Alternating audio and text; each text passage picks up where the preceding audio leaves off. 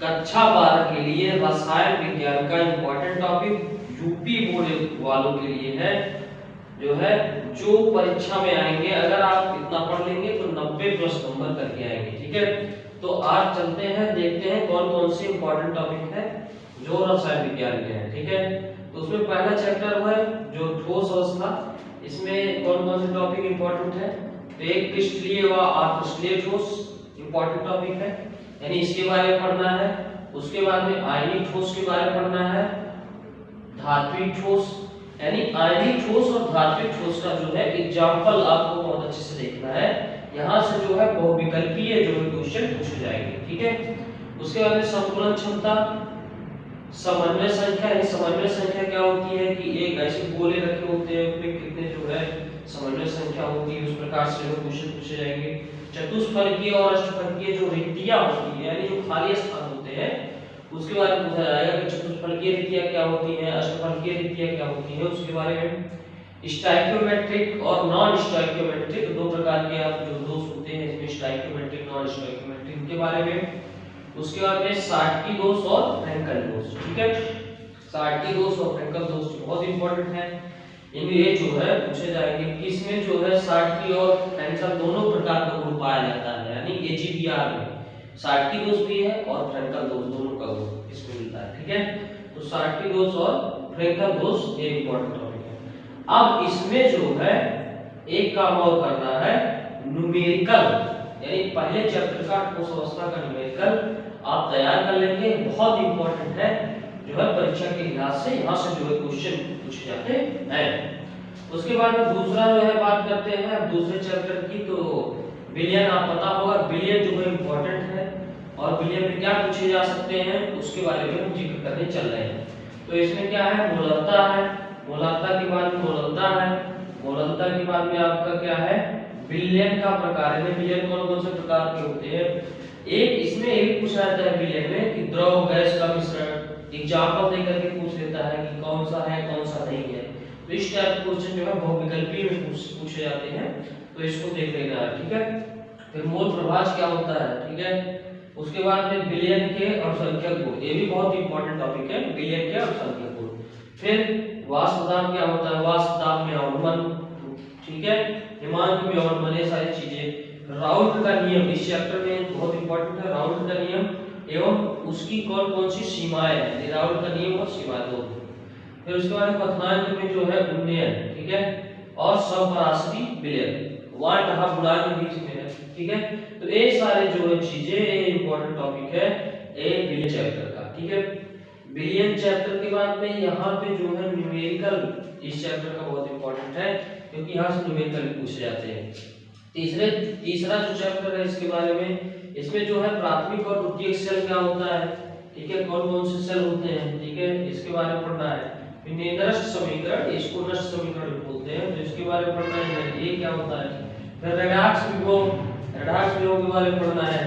फिर विद्युत रासायनिक श्रेणी, ठीक है, विद्युत रासायनिक श्रेणी में जो है एक बड़ी लंबी श्रेणी दी गई है, इसमें बताया जाता है कि कौन सा तत्व जो है ज्यादा जो है क्रियाशील है, कौन सा तत्व कम क्रियाशील है, कैसे क्रियाशीलता करता है, इन सारी चीजों के बारे में बताया गया, तो इसमें विशेष ध्यान देने की जरूरत है। इलेक्ट्रोड विभव, इलेक्ट्रोड क्या होता है और इलेक्ट्रोड विभव क्या होता है उसके बारे में। फिर मानक इलेक्ट्रोड विभव, ठीक है, फिर कोलराउस का नियम, ये बहुत इंपॉर्टेंट है, कोलराउस का नियम कई बार वो जो है बोर्ड परीक्षा में आ चुका है, तो इसको देख लेंगे। फिर सेल का विद्युत वाहक बल, यानी सेल का जो ईएमएफ होता है, इलेक्ट्रोमोटिव फोर्स, इसके बारे में देखना है। फिर मोलर चालकता क्या होती है, मोलर चालकता क्या क्या होती है, मोलर चालकता, विशिष्ट चालकता, विद्युत चालकता, ये सारी चीजें, और उसके बाद में अर्धसेल के बारे में देखना कि अर्धसेल क्या होता है। ठीक है, तो यहाँ से जो है क्वेश्चन तीसरे चैप्टर में यहाँ से जो पूछे जाएंगे इस चैप्टर से। फिर यहाँ पर एक बात और है कि इसका जो है न्यूमेरिकल जो है आने की संभावना रहती है, तो एक या दो नंबर। ठीक, अब हम बात करेंगे जो है चौथे वाले चैप्टर में, इसमें बात करेंगे इसमें कौन कौन से टॉपिक इंपॉर्टेंट है। तो इसमें शून्य कोट की अभिक्रिया और उसके बाद में प्रथम कोट की अभिक्रिया, ठीक है, इन दोनों से क्वेश्चन हर साल बनते हैं, चाहे इसमें जो है विभव पूछा जाए या कोई भी चीज पूछा जाए, तो यहाँ से क्वेश्चन जो है अगर इस चैप्टर से उठाएगा तो दो ही चीज पूछता है ज्यादातर, शून्य कोट की अभिक्रिया क्या होती है और प्रथम कोट की अभिक्रिया क्या होती है। उसके साथ साथ आप थोड़ा सा और देख लेंगे अर्धनालिकाल क्या होता है। तो ये 3 अगर पढ़ लेंगे तो इस चैप्टर से जो है आपका कल्याण हो जाएगा। फिर देखते हैं 5वें चैप्टर में इसमें क्या कौन से जो है चीजें पूछी जाएंगी। तो यहाँ पे अधिशोषण, ठीक है, अधिशोषण क्या होता है, अधिशोष से क्या होता है, अधिशोषक उसी में आता है, अधिशोषण, अधिशोष और अधिशोषक, तो यहाँ से जो है पूछे जाएंगे। फिर उसके बाद में भौतिक एवं रासायनिक अधिशोषण, यानी जब अधिशोषण होता है उसमें भौतिक कौन कौन से और रासायनिक क्या है इनके बारे में।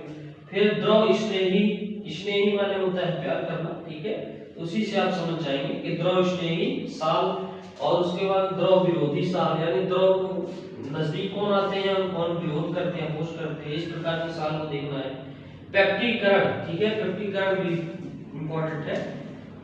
टिंडल प्रभाव और ब्राउनिंग, ठीक है, ये दो मोस्ट इंपॉर्टेंट टॉपिक है। तब की साल जो है टिंडल प्रभाव भी आया था और ब्राउनिंग भी आया था, ठीक है, तो ये दोनों जो है आ चुके हैं, अब की बार भी आ सकते हैं, तो इनको बहुत इंपॉर्टेंट है और बहुत इजी भी है टिंडल प्रभाव ब्राउनिंग, इसको आप देख लेंगे। फिर उसके बाद में आपका क्या है अस्कंदन, अस्कंदन या ऊर्धन, ठीक है, इसका एक नाम है अस्कंदन का, अस्कंदन या ऊर्धन, तो इसको देख लेंगे।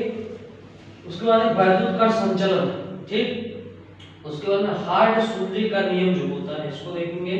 फिर ऊर्धन मान क्या होता है, फिर जो है आपका क्या, आपका जो क्षमता होती है उसको देखेंगे। फिर उसके बाद डेल्टा निर्माण देखेंगे और रच्छी क्लोराइड और अपोहन, ठीक है, तो ये जो है इतने इंपॉर्टेंट टॉपिक है इस लेसन के। इसमें क्या है कि अगर आप इतना पढ़ेंगे, इससे ज्यादातर जो है इस लेसन के थ्योरेटिकल पार्ट आते हैं, ठीक है, थ्योरी अगर पूछेगा तो आपके इस लेसन से पूछेगा, अगर न्यूमेरिकल पूछेगा तो आपके पहले और दूसरे, और ज्यादा संभावना है कि दूसरे लेसन विजन का पूछे, नहीं तो पहला पूछेगा, और थ्योरी पूछेगा तो आपका जो है पिछला साल वाला चैप्टर से और कर देगा। अब आगे चलते हैं, देखते हैं कौन कौन से और इम्पोर्टेंट टॉपिक हैं, ठीक है। उसके बाद नाइट्रोजन गैस, नाइट्रोजन गैस के बारे में पढ़ना है, कैसे बनाया जाता है और क्या होता है। अमोनिया गैस, ठीक है, गैस से देखिए एक प्रश्न जो है इस चैप्टर से आएंगे, गैस तो आप तैयार कर लेंगे, गैस या अम्ल में से। नाइट्रोजन गैस हो गया, अमोनिया गैस हो गया, उसके बाद नाइट्रिक अम्ल, नाइट्रिक अम्ल बनाने की विधियां दे सकता है। फिर उसके बाद में सल्फर, सल्फर क्या होता है और सल्फर के जो यौगिक होते हैं इससे भी क्वेश्चन पूछे गए हैं, ठीक है। उसके बाद सधूम नाइट्रिक अम्ल क्या होता है, हाइबर प्रक्रम द्वारा जो है अमोनिया बनाना, ये बहुत इंपॉर्टेंट है, हाइबर प्रक्रम द्वारा जो है अमोनिया का निर्माण करना, ये जो है आपके लघुत्तरीय में या विस्तृत तृतीय में क्वेश्चन बन सकते हैं। ओस्टवाल्की द्वारा HNO3 का जो है सचित्र वर्णन ये भी पूछा गया है कई बार जो है बोर्ड में, तो ये भी आपके लघुत्तरीय विस्तृत एक प्रकार के क्वेश्चन बनेंगे। ब्राडी ओजोनाइजर द्वारा जो है ओजोन का निर्माण, ओजोन का निर्माण एक ब्राडी ओजोनाइजर भी होता है, एक सीमेंट द्वारा होता है, तो दोनों आप तैयार कर लेंगे, ब्राडी ओजोनाइजर और सीमेंट होगा, ठीक। H2SO4 भी होता है लेकिन जो है वह कट गया है, अब की बार नहीं है। उसके बाद में SO2 का निर्माण क्या होता है, SO2 यानी सल्फर डाइऑक्साइड का निर्माण। उसके बाद में हाइड्रोजन परिवार, हाइड्रोजन परिवार बहुत इंपॉर्टेंट है, यानी जो आपका वर्ग नंबर 17 होता है उसके बारे में आपको पढ़ना है अच्छी तरीके से, और वर्ग नंबर 18, ठीक है, 17-18 पर बहुत इंपॉर्टेंट है।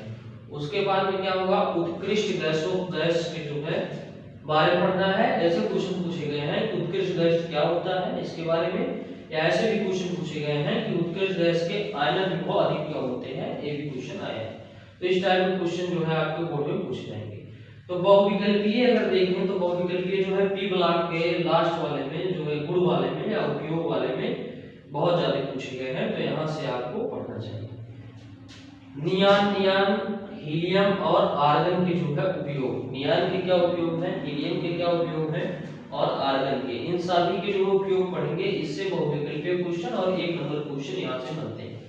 उसके बाद डीकेनवी द्वारा क्लोरीन का निर्माण, यानी डीकेनवी द्वारा जो है क्लोरीन गैस का कैसे निर्माण किया जाता है इसके बारे में आप देखेंगे, ये जो है लघुत्तरीय टाइप के क्वेश्चन यहाँ से बनेंगे।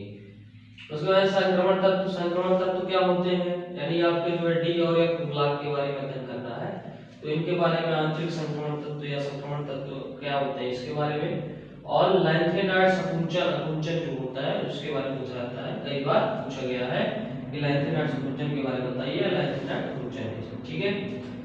उसके बाद में आगे चलते हैं, तो आगे में है एक दंती लिगैंड, ठीक है, उपसा संयोजन यौगिक जो है उस चैप्टर में चलेंगे तो एक दंती लिगैंड बहुत इंपॉर्टेंट है।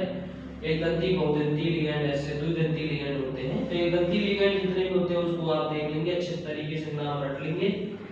उसके बाद में उसी में आपके उपसा संयोजन यौगिक का एक नामकरण होता है, तो लंबी लिस्ट होती है तो उसको आप जरूर देख लेंगे, क्योंकि तब की बार जो है बोर्ड में नहीं आया था उपसा संयोजन यौगिक के नामकरण। तो अब की बार जो है संभावना है कि 4 नंबर क्वेश्चन यहाँ से पूछे जाते हैं उपसा संयोजन यौगिक के जो है नामकरण। ठीक है, 4 नंबर आपको यहाँ से मिल सकते हैं, बहुत अच्छा है। 4 क्वेश्चन पूछे जाते हैं लगातार, आपकी बार नहीं है। तो उसके बाद में क्या है, लिगैंड। लिगैंड क्या होता है, टाइटी क्या होता है, ठीक है, इसके बारे में पढ़ लेंगे। तो उसके बाद में चलते हैं अब सेकंड बुक पे। सेकंड बुक में आपका सैंडवेयर अभिक्रिया क्या होती है, हाइलोएरिन अभिक्रिया। हाइलोएरिन होता है, उसके बाद वुल्टज फ्लिटिंग अभिक्रिया, ठीक है, या वुल्टज अभिक्रिया, फ्रीजिंग अभिक्रिया, ठीक है। तो ये सब जो है बहुत इंपॉर्टेंट जो अभिक्रिया है, इससे कम से कम 4-5 क्वेश्चन जो है बनते हैं, दे देता है। उसके बाद में टिप्पणी करने को कहता है कि सैंडवेयर अभिक्रिया क्या होती है, वुल्टज अभिक्रिया क्या होती है, फ्रीजिंग अभिक्रिया क्या होती है। तो इस टाइप के क्वेश्चन जो है आपको टॉपिक वाइज संक्षिप्त टिप्पणी करने के लिए देता है, 4 जो टिप्पणी करने के लिए इस टाइप के क्वेश्चन जो है देखे गए हैं, आ सकते हैं। ठीक, आइडोफार्म परीक्षण, उसके बाद में हेलो फार्म जो है अभिक्रिया। तो इसमें से अगर आप पढ़ लेंगे तो 1-2 मिल जाएंगे, 1-2 जो है इसमें मिल जाएंगे, तो 4-5 टॉपिक यहाँ से जो है यानी 5-4-5 नंबर यहाँ से मिलेंगे। उसके बाद फिनाल, फिनाल के बारे में पढ़ लेना है, फिनाल क्या होता है, और एथिल और मेथिल अल्कोहल के बारे में पढ़ना है। एथिल अल्कोहल किसे कहेंगे, यानी C2H5OH और CH3OH, ठीक है, इनके बारे में आप अच्छे से अध्ययन कर लेंगे। फिर रायमंड टीमन अभिक्रिया बहुत इंपॉर्टेंट है, very very most important, Reimer Tiemann अभिक्रिया और कोल्बे सीमेंट अभिक्रिया। ठीक, कई बार पूछा गया है कि रायमंड टीमन अभिक्रिया, संक्षिप्त टिप्पणी दे रखी है। उसके बाद में कोल्बे सीमेंट अभिक्रिया, इस टाइप के क्वेश्चन पूछे गए हैं। ल्यूकास परीक्षण कैसे किया जाता है, ये भी इंपॉर्टेंट है, सारी चीज इंपॉर्टेंट है। विलियमसन ईथर संश्लेषण, किण्वन क्या होता है, एथिल अल्कोहल बनाने की विधियां, ठीक है। उसके बाद हम चलते हैं आगे नेक्स्ट, तो काइनेजारो अभिक्रिया, ठीक है। उसके बाद में फेलिंग विलयन, एल्डोल अभिक्रिया, हाइलोफॉर्म अभिक्रिया, HBZ अभिक्रिया, एमीन के भौतिक गुण, एमीन के कौन कौन से भौतिक गुण होते हैं उनके बारे में, एस्टरिफिकेशन यानी एस्टरीकरण के बारे में पढ़ना है, सीमेंट अभिक्रिया, एल्डोल संघनन, ठीक है। तो इतना आप इसमें पढ़ेंगे। फिर नेक्स्ट चलते हैं कार्बिल एमीन अभिक्रिया, सल्फोनीकरण, एमिनो अम्ल के बारे में पढ़ना है, हाफमैन ब्रोमाइड अभिक्रिया। हाफमैन जो है एक वैज्ञानिक थे, इनकी अभिक्रिया पढ़ना है, हाफमैन ब्रोमाइड अभिक्रिया। उसके बाद प्रोटीन, ये सब जो है बायोलॉजी का पार्ट है, प्रोटीन वगैरह आप पढ़ेंगे, प्रोटीन। उसके बाद में प्रोटीन के बारे में पूरी सतह से जो है पढ़ना है इसमें। उसके बाद जो न्यूक्लिक अम्ल होते हैं, दूध में उपस्थित जो शर्कराएं होती हैं, कौन कौन शर्कराएं क्या क्या होती है सिस्टम, इसको पढ़ना है। टालेन अवक्रमक, कार्बोहाइड्रेट के बारे में पढ़ता है, कार्बोहाइड्रेट जो किस काम में यूज किया जाता है या तत्काल एनर्जी जो है प्रोवाइड करता है। उसका vitamin, vitamin A B C D, ये सारी चीज पढ़ना है विटामिन के बारे में, इसका रासायनिक नाम क्या है, इस टाइप के क्वेश्चन केमिस्ट्री में बन सकते हैं और बने भी हैं। ग्लाइकोजन यानी जो है ग्लूकोज वाला इस पार्ट बहुत इंपॉर्टेंट है, ग्लाइकोजन। उसके बाद डीएनए फिंगरप्रिंटिंग, ठीक है, डीएनए फिंगरप्रिंटिंग के क्या लाभ होते हैं, क्या हानियां होती हैं, ये बायोलॉजी का भी टॉपिक है और यहाँ पर जो है केमिस्ट्री का भी टॉपिक है, ये भी दिया गया है डीएनए फिंगरप्रिंटिंग के बारे में, तो इसको पढ़ लेना है। डीएनए फिंगरप्रिंटिंग पूछ सकता है। पॉलीसैकेराइड, सैकेराइड में जो है 3 प्रकार के आपको देखने को मिलेंगे, एक होता है मोनोसैकेराइड, एक होता है पॉली, एक होता है ओलिगो। तो पॉलीसैकेराइड, ओलिगोसैकेराइड, मोनोसैकेराइड, ठीक है। तो ये सब पढ़ लेना क्या होता है। उसके बाद में डीएनए द्विकुंडली, ठीक। तो इतनी चीज जो है आपको पढ़नी है, ये जो है जो टॉपिक दिए गए हैं, ये टॉपिक आप मोस्ट इंपोर्टेंट टॉपिक है, इसको आप बोर्ड एग्जाम के पहले जो है तैयार कर लेंगे। इससे मान के चलिए लगभग कि 90 प्लस नंबर यहाँ से आपके मिलेंगे, ठीक। 1-2 टॉपिक और है, जैसे इतना पढ़ने के बाद आप जो है क्या होता है जब पढ़ लेंगे, पीछे दिया रहेगा, आप विद्या से या अवतार से किसी चीज से पढ़ सकते हैं। क्या होता है जब, उसके बाद में रासायनिक समीकरण कुछ जो दिए जाते हैं उसको पढ़ लेना, क्योंकि उससे 4 नंबर का और 4 दूनी 8 10 नंबर के क्वेश्चन वहां से बन जाते हैं। उसको पढ़ लेंगे और इतना जो है आप इसमें पढ़ लेंगे तो मिला जुला करके 90 प्लस यानी मान के चलिए 95 96 नंबर क्वेश्चन यहाँ से आपको हम माने 70 नंबर का आएगा पेपर, लेकिन जो है मिला जुला करके आपका 90 प्लस जो है हो जाएगा, क्योंकि 28-30 नंबर जो है स्कूल से आपको मिलेगा। ठीक है, तो ये सारी चीज आपको पढ़ना है, तो आप 90 प्लस नंबर जो है आप आराम से जो है पा सकते हैं इसमें। ठीक है।